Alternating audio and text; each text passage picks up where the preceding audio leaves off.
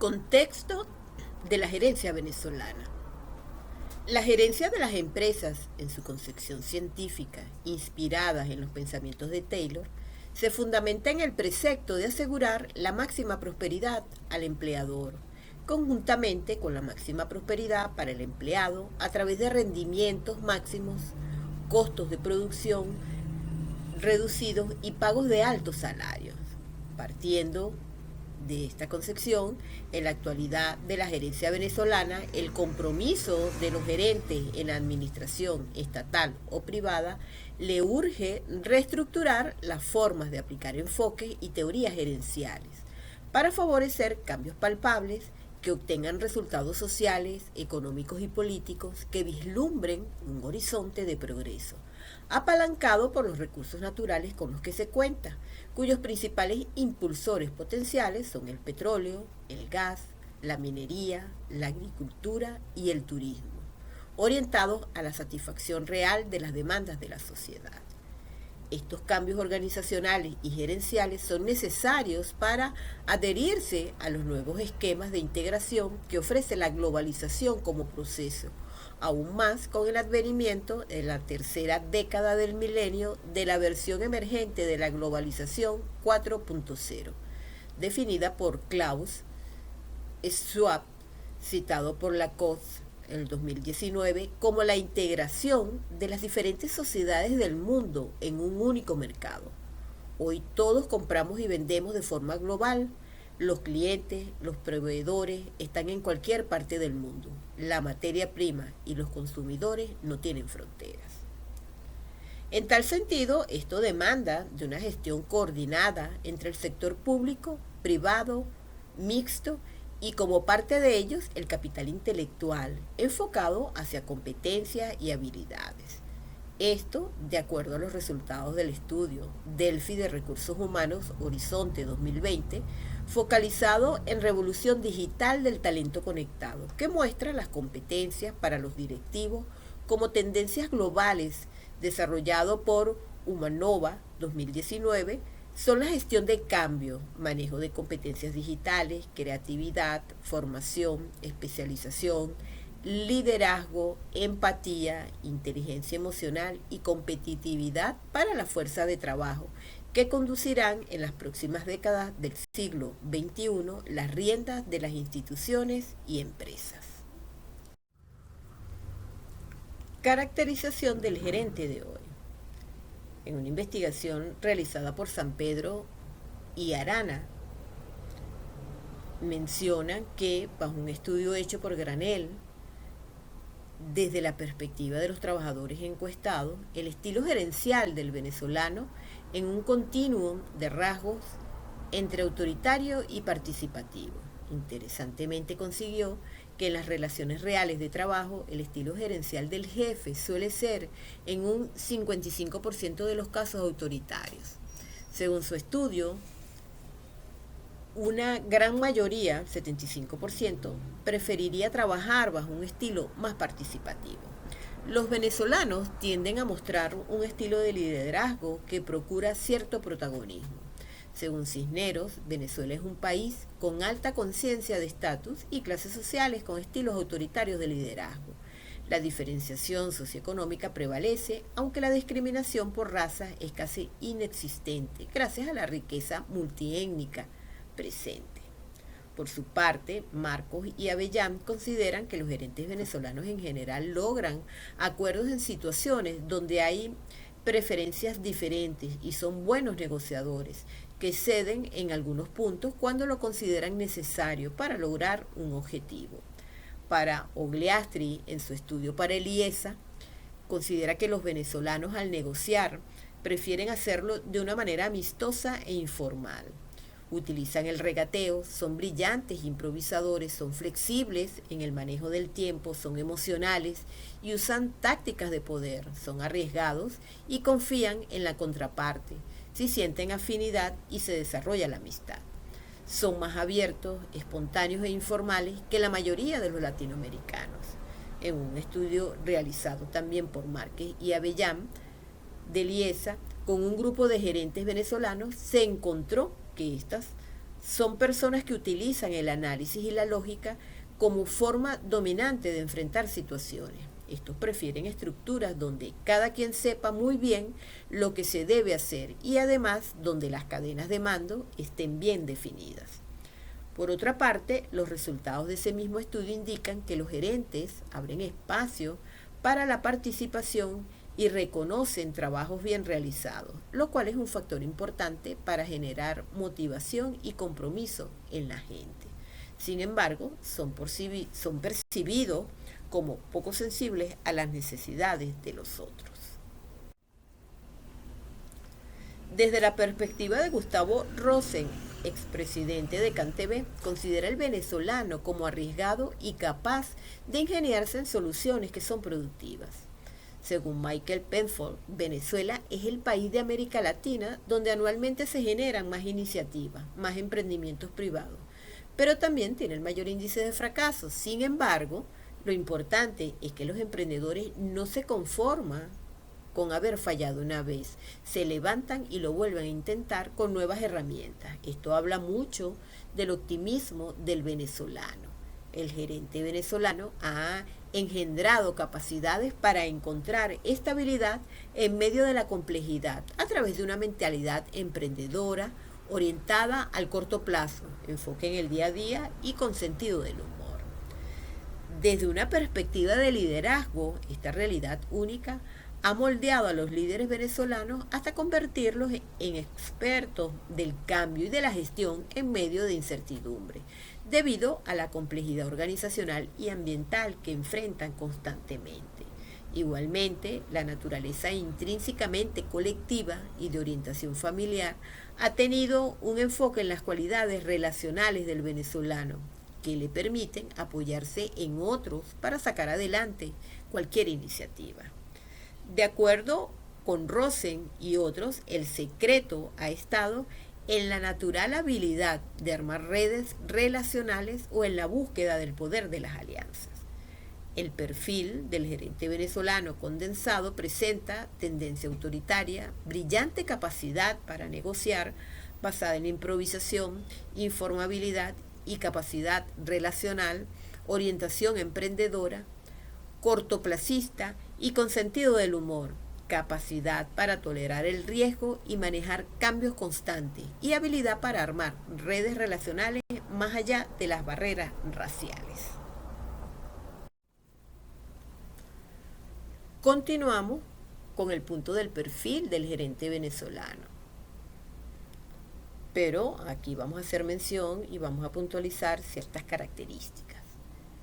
El perfil del gerente venezolano ha sido moldeado en un entorno de alta volatilidad y complejidad, lo que lo diferencia de sus pares en economías más estables. No es un gerente que se ciñe estrictamente a los manuales, sino que ha desarrollado una serie de características distintivas que le permiten navegar y en muchos casos prosperar en la incertidumbre. Estas características forjadas por la experiencia definen su estilo de liderazgo y su enfoque en la toma de decisiones y la gestión de conflictos. En primer lugar tenemos la adaptabilidad y la resiliencia. El gerente venezolano opera en un ecosistema de cambio constante y a menudo impredecible. Esto lo obliga a ser altamente adaptable y resiliente. Su habilidad para pivotar rápidamente entre estrategias, reconfigurar equipos y ajustar planes ante la escasez de insumos o los cambios en el mercado es una de las mayores fortalezas. La resiliencia no se limita a superar una crisis, sino a mantener la moral del equipo y la continuidad del negocio a pesar de que la adversidad continúa. Un ejemplo de esto podemos mencionar con un gerente de producción que ante la falta de un insumo clave debe buscar proveedores alternativos en el exterior, negociar plazos de entrega poco convencionales y al mismo tiempo mantener a su equipo motivado para seguir operando con recursos limitados. En segundo lugar podemos mencionar el pragmatismo y enfoque en el corto plazo. La falta de visibilidad a largo plazo, producto de la hiperinflación y la inestabilidad económica, ha condicionado al gerente ser inherentemente pragmático. La planificación a futuro se vuelve una tarea de alto riesgo por lo que el enfoque se centra en la resolución de problemas inmediatos que garanticen la operatividad del día a día. Las decisiones se basan en la urgencia y en los resultados tangibles a corto plazo, más que una visión estratégica a largo plazo. Por ejemplo, en lugar de invertir en un proyecto de expansión a 3 años, un gerente prioriza la compra de inventario que asegure la producción para el próximo mes, incluso si el costo es elevado porque sabe que el valor del dinero se devalúa rápidamente. Como tercera característica tenemos el liderazgo cercano y paternalista. En un entorno de alta presión social y económica, el liderazgo a menudo se vuelve más humano y cercano. El gerente venezolano, consciente de las dificultades que enfrenta a sus empleados, tiende a asumir un rol paternalista. Se preocupa por el bienestar de su equipo, lo que puede incluir ayudar en asuntos personales como conseguir medicinas o alimentos. Esta cercanía, aunque valiosa, a veces puede difuminar las líneas entre lo personal y lo profesional. Por ejemplo, un gerente que negocia directamente con un proveedor de alimentos para obtener beneficios para su personal, o que dedica tiempo a escuchar y aconsejar a sus empleados sobre cómo manejar las tensiones de su vida diaria, convirtiéndose en una figura de apoyo más allá del trabajo. Como cuarta característica podemos mencionar la capacidad de improvisación y creatividad.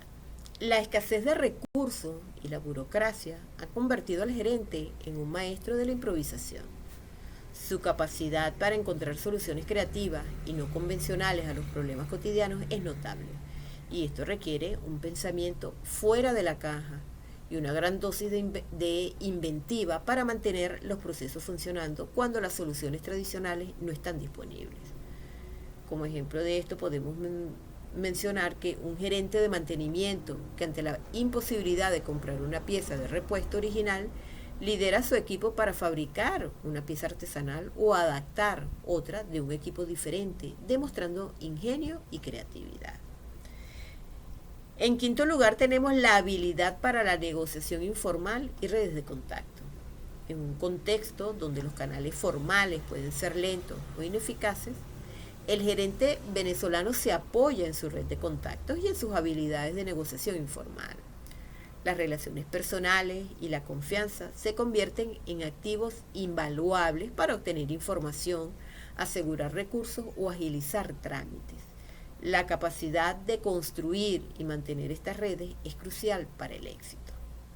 Por ejemplo, un gerente de logística que logra conseguir combustible para los camiones de la empresa a través de un contacto personal en otra compañía, o que agiliza un trámite gubernamental a través de la ayuda de un conocido, demostrando que en el contexto venezolano el quien conoce es tan importante como el que sabe.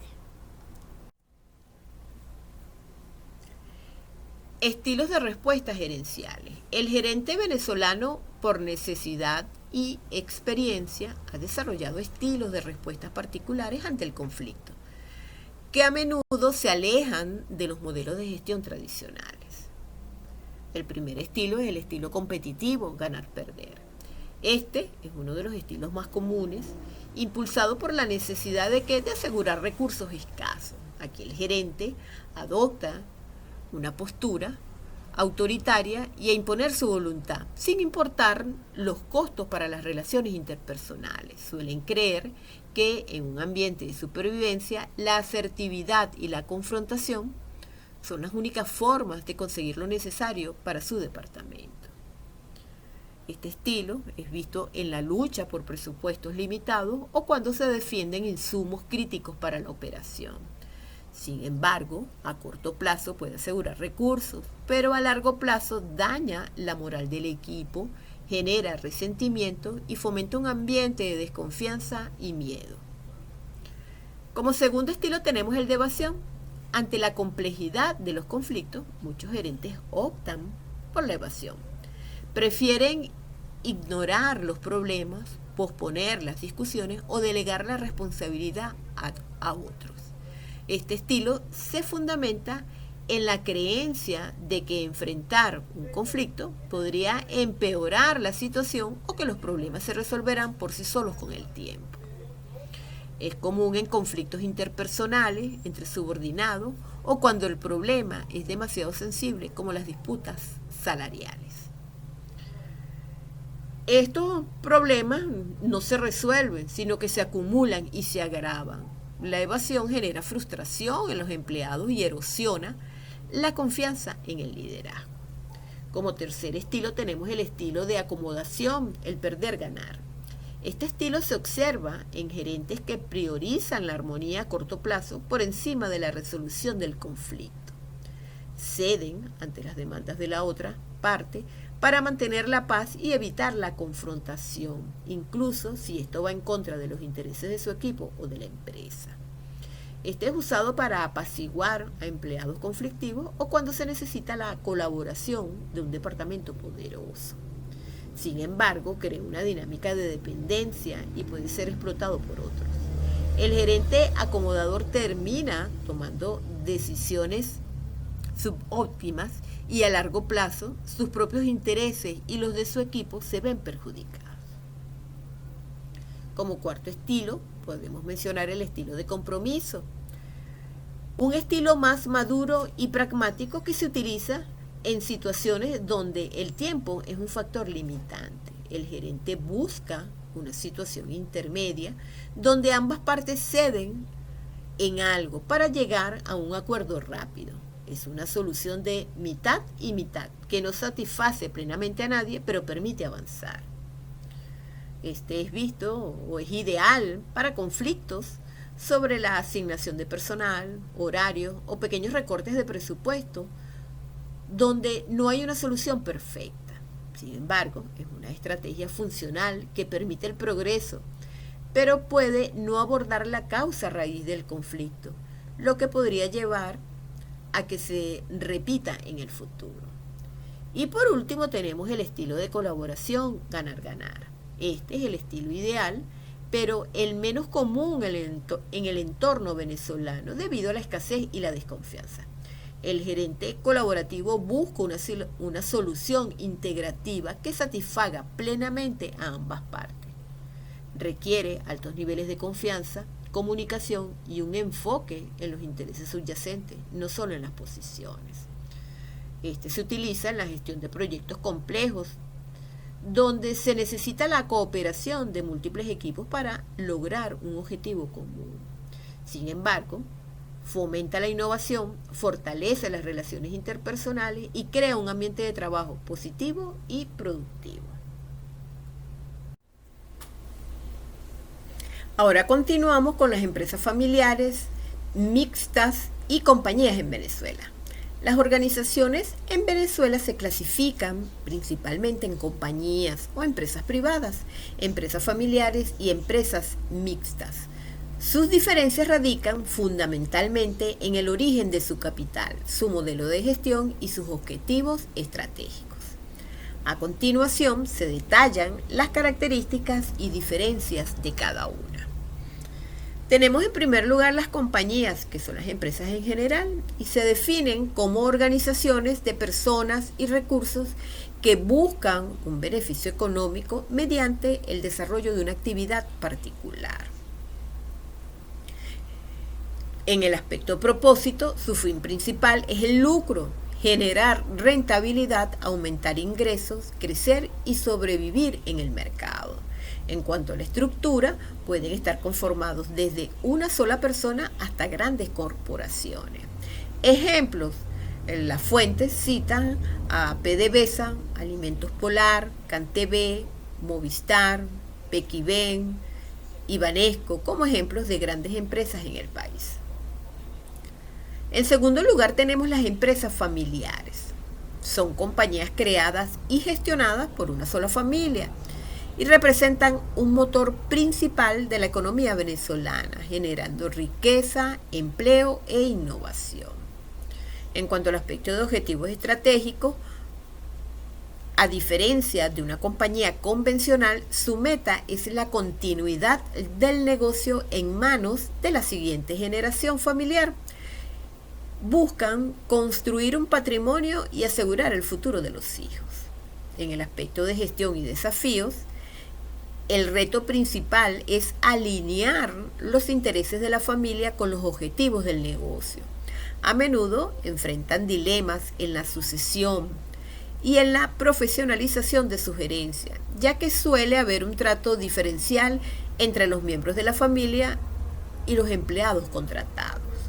Ejemplos: Farmatodo, Beco, Ron Santa Teresa, Mercantil y Diario Panorama son casos de éxito mencionados. Y en tercer lugar tenemos las empresas mixtas, que son aquellas cuyo capital proviene tanto del sector privado como del Estado. En el aspecto composición del capital, por lo general, la mayor parte de la inversión proviene del fondo público, aunque el capital privado es esencial para su funcionamiento. En el aspecto de finalidad, su objetivo es desarrollar proyectos y prestar servicios donde intervengan ambos sectores para lograr metas de interés nacional o comercial. ¿Cómo se profesionaliza la gestión en una empresa familiar? La profesionalización de la gestión en una empresa familiar es un proceso crítico para garantizar su permanencia y éxito a través de las generaciones. Según las fuentes consultadas, este proceso implica transitar desde modelos empíricos o de dependencia absoluta del fundador hacia una institucionalización del negocio. A continuación se detallan los pasos y pilares fundamentales para lograrlo. En primer lugar, tenemos establecer estructuras de gobierno corporativo. La falta de órganos de conducción es una debilidad común en estas empresas. Para profesionalizarse es necesario crear un consejo de administración o consultivo, que viene siendo un espacio formal para definir la estrategia, discutir inversiones y tomar decisiones sobre el futuro del negocio, separando los intereses emocionales de los objetivos comerciales. También tenemos incorporar consejeros independientes, que es sumar profesionales externos como contadores o asesores con experiencia, que aporten una visión neutral y objetiva, que no esté ligada a la familia. También tenemos definir un reglamento de conducta, establecer líneas de acción claras para otorgar transparencia, equidad y rendición de cuentas en la toma de decisiones. El segundo aspecto consiste en la estandarización de las operaciones. Para que una empresa se considere estandarizada y profesional, debe integrar y formalizar 3 elementos claves. El primero es procesos y actividades. Documentar cómo se opera para evitar la informalidad y la generación de feudos internos. En segundo lugar, tenemos tecnología acorde, que es implementar herramientas tecnológicas que soporten la complejidad de la operación. Y por último, tenemos gente capacitada. Contar con personal que posea el perfil y las competencias necesarias para el cargo, independientemente de sus lazos familiares. El tercer aspecto se refiere a la gestión profesional del talento humano. Uno de los mayores retos en el trato diferencial entre familiares y empleados contratados. La profesionalización entonces exige evaluación basada en resultados, es decir, tanto familiares como externos deben ser medidos y remunerados bajo condiciones competitivas y en función de sus habilidades y logros. Plan de desarrollo de carrera, que es ofrecer a los profesionales no familiares la posibilidad de ocupar puestos directivos para retener el talento honesto y diligente. Habilidades requeridas: los familiares que se integren y reciban un salario deben demostrar que poseen las competencias necesarias para ganar ese derecho. Como cuarto elemento tenemos la planificación de la sucesión. La profesionalización implica que el destino de la empresa no dependa exclusivamente de la permanencia del fundador. Y para ello hay que tomar los siguientes aspectos. Planificación anticipada, donde se recomienda iniciar el plan de sucesión entre 5 y 10 años antes del retiro del líder actual. Identificación y capacitación, que es evaluar si los candidatos idóneos son familiares o profesionales externos, capacitarlos en distintas funciones e integrarlos gradualmente al negocio. y el uso de instrumentos legales, definir claramente el traspaso de propiedad a través de testamentos, fideicomisos o cesiones para evitar crisis de poder o desequilibrios patrimoniales. Conforme a estas consideraciones, entonces surge la interrogante: ¿cómo atraer talento profesional no familiar a estas empresas? Atraer y sobre todo retener talento profesional que no pertenece al núcleo familiar es uno de los desafíos más complejos para las empresas familiares en Venezuela, ya que los profesionales externos suelen sentirse amenazados o ignorados frente a las decisiones de los parientes. Según las fuentes investigadas, para lograr que un profesional de alto nivel se interese en estas organizaciones, se debe implementar las siguientes estrategias. En primer lugar, tenemos que garantizar la equidad y eliminar el trato diferencial.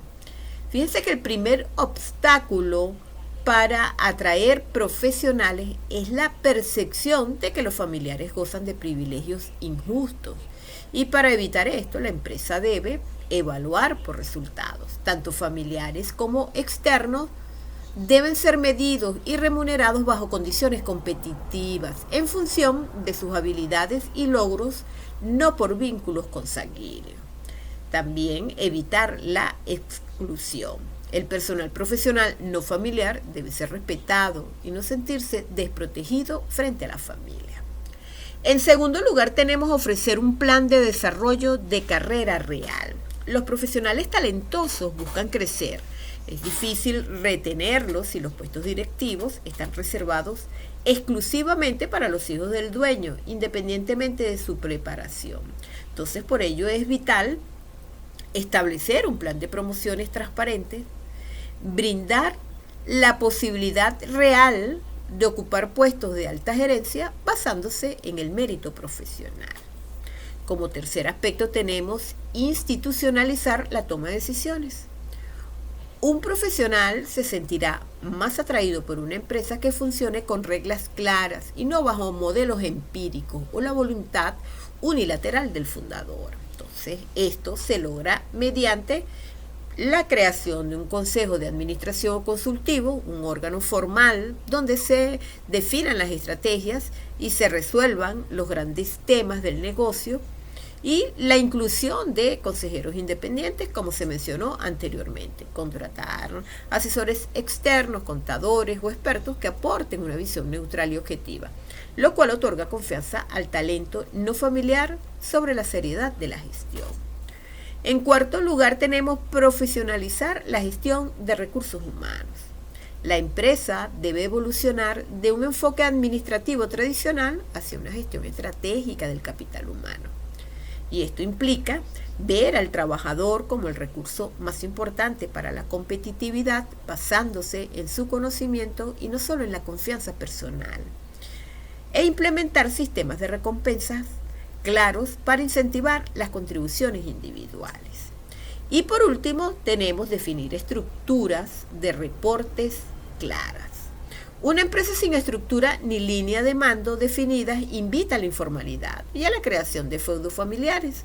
Contar con una estructura organizacional establecida son responsabilidades claras que les va a permitir al ejecutivo profesional conocer exactamente de qué es responsable y ante quién debe reportar. De estas ideas se desprenden que la clave para atraer este talento radica en transformar el sentimiento familiar en una identidad empresarial profesional que valore las competencias y la capacidad de generar valor por encima de los apellidos. A continuación, les voy a presentar un video realizado con la herramienta de inteligencia artificial Notebook LM referente a qué hace un gerente en Venezuela. Muy buenas, hoy vamos a meternos de lleno en un tema que la verdad es súper interesante y tiene miga. ¿Qué significa ser gerente en un entorno tan particular como el de Venezuela? Vamos a ver qué implica realmente dirigir una empresa allí. Y para empezar, fijaos en esta cita que lo dice todo. Ser gerente en Venezuela no es algo que se aprenda en cualquier máster de negocios. No, no. Requiere un juego de habilidades y una mentalidad totalmente distintos, moldeados por un contexto que no se parece a ningún otro. Porque claro, las empresas venezolanas están en un mundo globalizado, compitiendo como cualquiera, pero a la vez tienen que lidiar con unos desafíos locales muy específicos. Y es precisamente esa mezcla la que convierte la gestión en un auténtico arte de la supervivencia y la estrategia.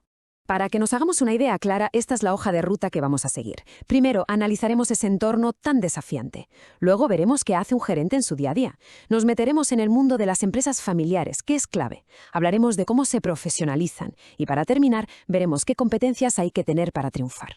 Pues venga, vamos a empezar por el principio, el entorno, porque para entender el papel de un gerente en Venezuela, primero hay que entender el campo de juego. Y es un campo, digamos, bastante movidito, que cambia las reglas constantemente. Y esto es clave. Gestionar allí no va solo de mejorar la productividad o de vender más, va sobre todo de sobrevivir y de saber moverse en un mar de incertidumbre donde lo que hoy es válido, mañana quizá ya no lo sea. La resiliencia no es una opción, es el pan de cada día. Vale, si el entorno es así de complicado, la pregunta cae por su propio peso. ¿Qué hace exactamente un gerente para manejar todo esto? Más allá de apagar fuegos, ¿cuáles son sus funciones principales? Vamos a ver esos pilares de su trabajo.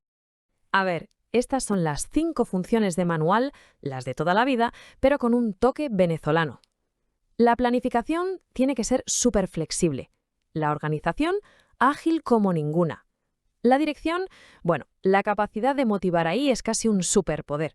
Y la innovación no es para crecer, es para no desaparecer.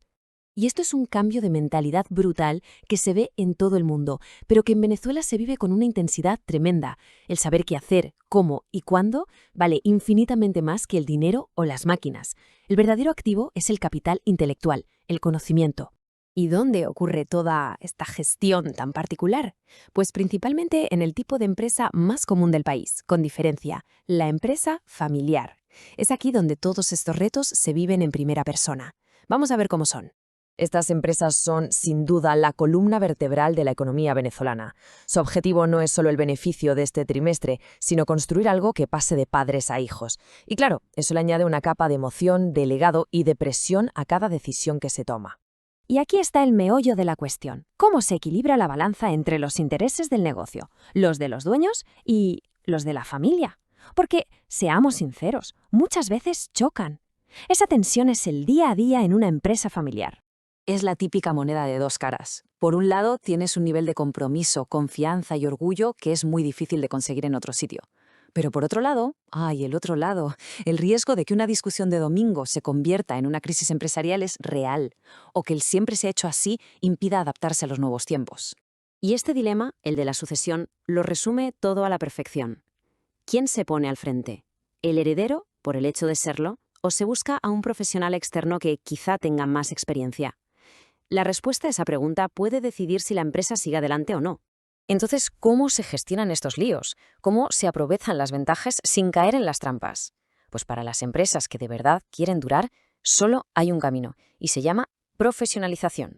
Es que aquí está una de sus mayores debilidades y la razón por la que tantas se quedan por el camino. Funcionan de manera informal, con decisiones que toma el fundador según le parece en ese momento. Y eso, a largo plazo, es insostenible. La solución tiene un nombre: gobierno corporativo. Y ojo, que no se trata de llenarlo todo de burocracia, se trata de poner unas reglas del juego claras, que separen lo que es la familia, lo que es la propiedad y lo que es la gestión del día a día. El cambio es brutal. Pasas de decisiones de ordeno y mando a una estrategia que se discute, de la opacidad y los secretos a la transparencia. Y lo más importante, de una sucesión que es una lotería a un plan de futuro basado en quién es el mejor para el puesto. Esta estructura es la que permite que la empresa sobreviva a su creador. Pero lo más importante de todo, de verdad, es hacerlo con tiempo. Un plan de sucesión no se improvisa en 2 días, requiere años, idealmente entre 5 y 10 años, para preparar bien a la siguiente generación de líderes, sean de la familia o de fuera. Claro que los planes y las estructuras son importantes, pero al final del día el éxito depende de las personas que están al mando. Así que vamos a ver qué hay que tener en la mochila, qué competencias personales definen a un gerente que de verdad puede prosperar en este entorno. Se ha investigado bastante sobre esto, y las competencias que marcan la diferencia son estas 7. No basta con saber de números, hace falta autoconfianza para decidir bajo presión, visión para mirar más allá de la crisis, flexibilidad para cambiar de planes sobre la marcha y, por supuesto, una integridad a prueba de bombas. O sea, que al final el trabajo del gerente es un ciclo que no para nunca. Estar siempre con un ojo puesto en lo que pasa afuera, crear planes que aguanten los golpes y, sobre todo, construir una cultura de equipo que haga que la gente reme junta y con ganas. Y cerramos con esta pregunta para darle una vuelta. En un país donde el cambio es la única constante, ¿cuál es la competencia definitiva? ¿La visión? ¿La flexibilidad? ¿La resiliencia? Quizá la más importante de todas sea la capacidad de aprender y, sobre todo, de desaprender, una y otra vez. Gracias por habernos acompañado en este análisis.